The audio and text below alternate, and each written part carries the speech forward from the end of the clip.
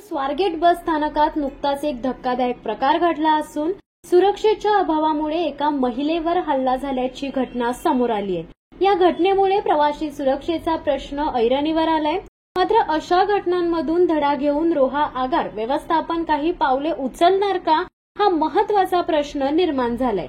रोहा बस स्थानकात असुरक्षिततेचे प्रमाण वाढत असून अनधिकृत दलाल, एजंट आणि भिकाऱ्यांचा सुळसुळाट झालाय। प्रवाशांना त्रास देण्याचे प्रकार वाढले असून बस स्थानकात अस्वच्छता, दुर्गंधी आणि पाण्याच्या अपुऱ्या सुविधा यामुळे नागरिक त्रस्त झालेत। विशेषतः संशयास्पद महिलांचा बस स्थानक परिसरात संचार वाढल्याने सुरक्षेचा प्रश्न अधिक गंभीर झालाय।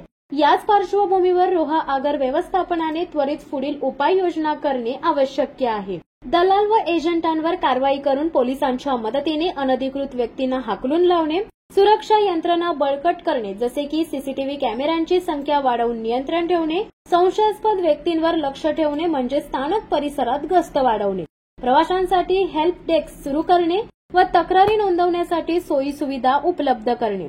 स्वारगेटच्या घटनेनंतरही जर योग्य ती पावले उचलली नाहीत तर भविष्यात गंभीर घटनांची पुनरावृत्ती होण्याची शक्यता आहे।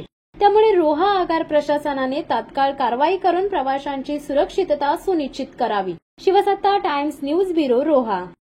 धडक बेधडक वृत्त देणाऱ्या आपल्या शिवसत्ता टाइम्स न्यूज चॅनलला लाल बटन दाबून सबस्क्राईब करा आणि बेल आयकॉनला क्लिक करायला विसरू नका।